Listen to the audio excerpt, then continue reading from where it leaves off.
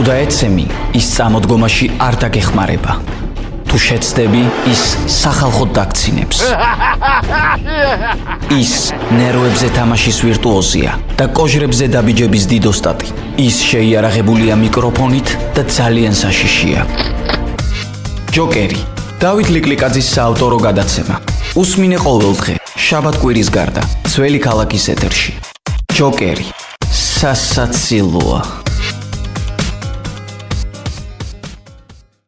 ალბათ კიშტიმის კატასტროფის შესახებ არასოდეს გაგიგიათ. ის 1957 წლის სექტემბერში სამხრეთ ურალში მდებარე ქალაქ ჩელიაბინსკში მოხდა. ეს ავარია რადიოაქტიური ნივთიერების გამოყოფის მიხედვით სოფლიოში ჩერნობილის შემდეგ მეორე ადგილზეა. პლუტონიუმის დამამზადებელ და ატომური ნარჩენების გადამამუშავებელ ქარხანა მაიაკში მომუშავეებმა თხევადი ფორმის ატომური ნარჩენები მიწისქვეშა საცავში არასწორად შეინახეს, რამაც აფეთქება გამოიწვია. ამის შემდეგ 52,000 კვადრატული კილომეტრი რადიოაქტიული ნაწილაკი დაიფარა. ეს გადაცემა ჯოკერია, მე დათო ლიკლიკაძე ვარ, თქვენ გვისმენთ რადიო ძველი ქალაქის ეთერში FM 107.9 გამარჯობა. დასავლეთმა რადიაციული ავარიის შესახებ მხოლოდ 1976 წელს საბჭოთა ემიგრანტის ჟორემ მედვედევისგან შეიტყო, ანუ 9 წლის შემდეგ. ხოლო დეტალები ამ ბირთვული კატასტროფის შესახებ საქვეყნოდ ცნობილი მხოლოდ 1999 წელს გახდა. როგორც კი პლუტონიუმის წარმოება დაიწყო, მეცნიერებს მალევე გამოელიათ მიწისქვეშა ადგილი, სადაც რადიოაქტიული ნარჩენების შენახვა შეეძლებოდათ.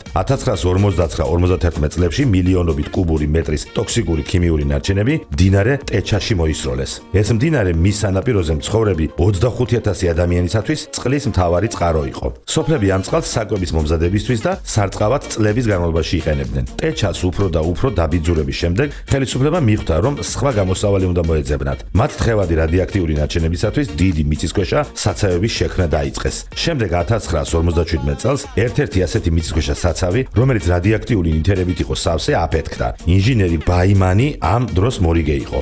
შენობა შეირყა და მალევე ყველა ფანჯარა შემოინტრა. ჩვენ მოშორებით შავი მანათობელი მტვრის სვეტი დავინახეთ. შემდეგ სქელი, ნაცრისფერი ნისლის შემოიჭრა და მთელი ოთახი გაავსო. არ ვიცოდით რა მოხდა.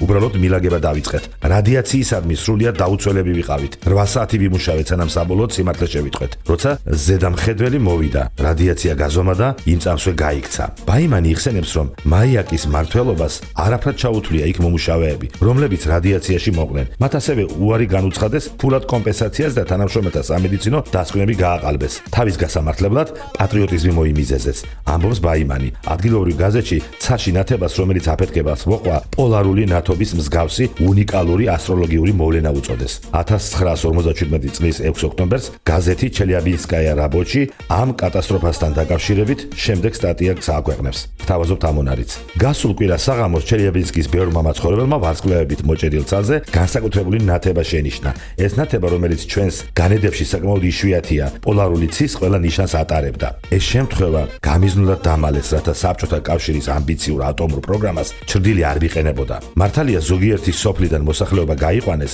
თუმცა ქვეყნის მრავალი საუკეთესო ინჟინერი თუ კატასტროფის შედეგების ლიკვიდატორი იქვე მოშორებით იყვნენ. ფაქტობრივად შეწირეს საბჭოთა კავშირსა და მის მიზნებს. ამერიკის შეერთებულ შტატებთან ატომური თანასწორობა ჰქონდათ. ავარიის შედეგად გარემო ნაწილობრივ დღესაც დაბინძურებულია. ეს გადაცემა ჯოკერია. მე დათო ლიკლიკაძე ვარ, შევხვდებით ერთმანეთს ყოველდღე, შაბათ-კვირის გარდა. თუ დაეცემი, ის წამოდგომაში არ დაგეხმარება. თუ შეცდები, ის სახალხოდ დაგცინებს. ის ნერვებზე თამაშის ვირტუოზია და კოჟრებზე დაბიჯების დიდოსტატი. ის შეიარაღებულია მიკროფონით და ძალიან საშიშია. ჯოკერი, დავით ლიკლიკაძის საავტორო გადაცემა. უსმინე ყოველდღე, შაბათ-კვირის გარდა, ძველი ქალაქის ეთერში. ჯოკერი, სასაცილოა.